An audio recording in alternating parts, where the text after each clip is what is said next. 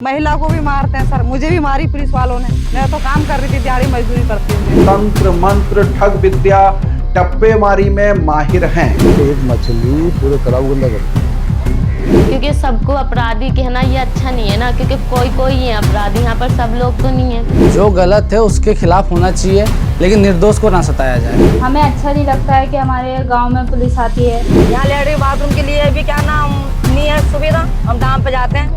नमस्कार, मैं रूपेश कुमार। महाराष्ट्र, झारखंड, छत्तीसगढ़, मध्य प्रदेश, राजस्थान, हरियाणा, उत्तर प्रदेश सहित कई राज्यों की पुलिस गदरपुर विधानसभा क्षेत्र के पर्यटक क्षेत्र गूलर भोज में हरिपुरा डैम किनारे बसे मुस्लिम समाज के कलंदर जाति के गांव ठंडा नाला में अनेक बार दबिश दे चुकी है। करीब दर्जन भर से ज़्यादा लोगों को तमाम आपराधिक मामलों में जेल भी भेजा जा चुका है। ये सच है कि ठंडा नाला के कुछ पुरुष तंत्र मंत्र ठग विद्या टप्पेमारी में माहिर हैं। चूना लगाना उनके बाएं हाथ का खेल है। सम्मोहन करने, नग बेचने और रातों रात किस्मत चमका देने के नाम पर लाखों की ठगी के मामले सामने आ चुके हैं। लेकिन ये भी सच है कि ठंडे नाले का एक बड़ा तबका मेहनतकश, गरीब, अशिक्षित, दिहाड़ी मजदूरी करने वाला है, जो अपने गांव पर लग रहे अपराध के आरोपों को कलंक के रूप में देखता है और उसे दूर करने का प्रयास कर रहा है। महिला को भी मारते हैं सर, मुझे भी मारी पुलिस वालों ने। मैं तो काम कर रही थी, दिहाड़ी मजदूरी करती हूँ मैं। यहाँ पे घर बन रहा था तो मुझे वहीं मारी रहते पे पुलिस। कब आए थे पुलिस वाले आपके वहाँ? कितने दिन पहले? पता नहीं, हमें ये दिन तारीख तो हमें पता नहीं, अभी की बात है। अभी जो ये 3-4 बंदे उठाए हैं, इसी अभी की बात है ये। जो अभी अखबार छपे थे ना, उससे 2-3 दिन पहले की बात है। तब बजाया लठ पुलिस वालों ने महिलाओं पे भी। यहाँ अच्छा, हाँ। क्यों बजाया? पूछा नहीं आपने कि क्यों? हम तो पूछ रहे हैं, मगर सर हमें क्यों मार रहे हो? हम तो मजदूरी करते हैं, बस मारे जा रहे हैं, कोई बात ही नहीं बता रहे हैं।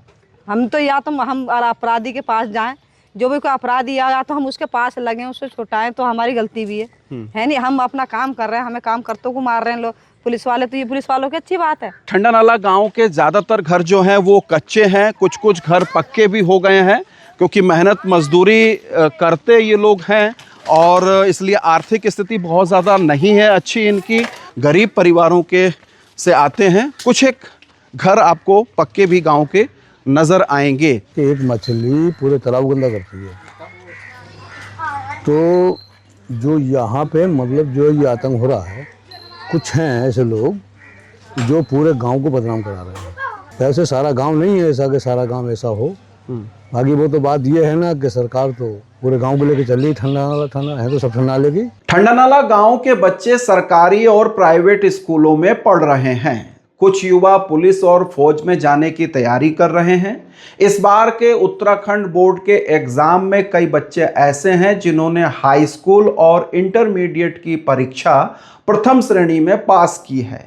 युवा और खासकर लड़कियां गांव की मौजूदा छवि को सुधारना चाहती हैं।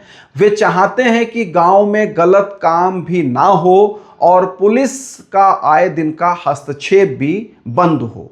मेरा नाम निशा है, मैं ठंडा नाले में रहती हूँ और मैंने अभी इसी साल इंटर किया है 1st डिवीज़न से।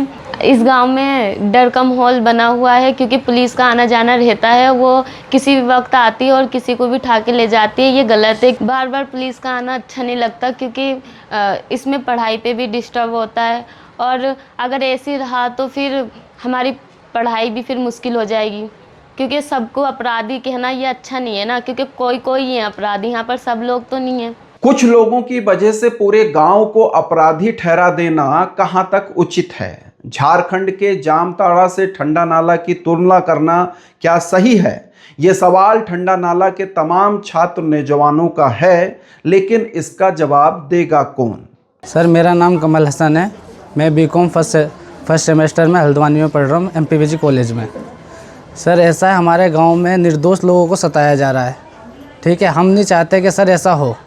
यहाँ कई लोग मेरे जैसे ऐसे हैं जो पढ़ रहे थे, आके कोशिश कर रहे थे, उनके साथ गलत हुआ है।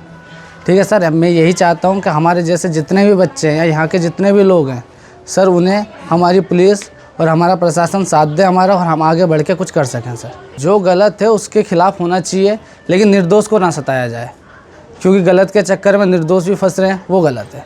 मेरा नाम सबीना है, मैं 12th क्लास में पढ़ती हूँ। और हमारे गांव में जो माहौल आजकल चल रहा है वो मतलब हमारे गांव में पुलिस वगैरह जो आते हैं तो हमें इस बात से बहुत दिक्कत होती है। ये हमारी पढ़ाई में भी डिस्टर्ब होता है। हमें अच्छा नहीं लगता है कि हमारे गांव में पुलिस आती है। हम सोचते हैं कि ये सब चीज़ हमसे दूर हो और हमारा गांव में शांत माहौल बना रहे, बस यही चाहते हैं। Aadhaar card, PAN card, ration card, voter card, bank खाते से लेकर तमाम सरकारी डॉक्यूमेंट्स ठंडा नाले के बाशिंदों के पास मौजूद हैं। वे वोट देते हैं और अपना प्रतिनिधि भी चुनते हैं, लेकिन इन्हें प्रधानमंत्री आवास और सरकारी टॉयलेट तक नहीं मिलते हैं। सवाल उठता है कि जब सरकार इन्हें दशकों से सारे डॉक्यूमेंट्स जारी कर रही है, फिर भी इन्हें मुख्यधारा से क्यों नहीं जोड़ा गया है अब तक। ये भी देश के नागरिक हैं, इनको विकसित करने के लिए सरकार ने कभी कोई पहल क्यों नहीं की। सभ्य, कर्तव्यनिष्ठ और सम्मानित नागरिक बनाने की जिम्मेदारी भी आखिर सरकार की ही है। सब कुछ है हमारे पास, आधार कार्ड, पैन कार्ड, दिखा दीजिए। आधार कार्ड, अपना पैन कार्ड भी है, सब कुछ है हमारे बैंक पास। का अकाउंट भी है, सब कुछ है हमारे पास। अच्छा, हाँ, आधार कार्ड भी है, राशन कार्ड भी है और वोट वगैरह देते वैसे हैं भी। आप लोग? हाँ, वोट है हमारे, मैं ला के दिखा सकती हूँ अभी जी। है मेरे पास, सब कुछ है। यहाँ लेटरिन बाथरूम के लिए भी क्या नाम नहीं है सुविधा, हम डाम पे जाते हैं। कम से कम हमारे पास कुछ पैसा होता है, मतलब पुरुष नहीं, तो आप ग्राम सभा में हो तो ग्राम सभा में तो यहाँ ग्राम सभा में लेटरिन बाथरूम तो नहीं है, आई नहीं है लेटरिन बाथरूम हमारी। राशन मिलता है आप लोगों को? राशन मिलता है मुझे, राशन मिलता है? हमें राशन मिलता है। तो फिर लैट्रिन बाथरूम क्यों नहीं मिल रहा? लेटरिन बाथरूम नहीं आई ना, टंकी आई हमारे पास अभी जी। नलकी से टंकी होती है, आती है सरकारी तरफ से, नहीं आई है। जैसे घर आते हैं तो हमसे गरीब हैं, हमारे ये मोहताज है, विकलांग है, हमारे लिए घर भी नहीं आया है अभी तक। अच्छा, प्रधानमंत्री आवास घर मिलता है, वो भी नहीं आया अभी तक तो कुछ नहीं सिस्टम होया है, अभी आगे को पता नहीं। यहाँ के बासिंदों का ये कहना है कि कुछ लोग हैं जो गलत चीज़ों में इन्वॉल्व हैं, उनके खिलाफ पुलिस ज़रूर बेशक कार्रवाई करे, लेकिन आम लोगों को जो मेहनत मजदूरी करते हैं, जो अत्यधिक गरीब हैं, अशिक्षित हैं, उनके खिलाफ पुलिस का चाबुक नहीं चलना चाहिए। तो एक बात ये निकल के आती है कि किसी की करनी का परिणाम किसी को मिलता है तो वो कानूनी रूप से भी सही नहीं हो सकता है कि ये मेहनत कश मजदूर लोग हैं जो मुस्लिम बिरादरी के कलंदर समाज से आते हैं और आज भी इनकी जो सामाजिक, राजनीतिक, आर्थिक स्थिति है वो बहुत अच्छी नहीं है। और अब जब उन पर ये तोहमत लगने लगी है कि इस गांव के लोग अपराधी हैं, तो देश के पैमाने पर ठंडे नाले की छवि वो धूमिल हो रही है और ठंडे नाले को जामतारा, झारखंड से जोड़कर भी देखा जा रहा है, जो बिल्कुल भी उचित नहीं है। बने रहिए अनसुनी आवाज़ के साथ। अनसुनी आवाज़ के फेसबुक पेज को फॉलो कीजिए, आप हमको यूट्यूब पर भी ज़रूर सब्सक्राइब कीजिए। बहुत शुक्रिया, धन्यवाद, नमस्कार।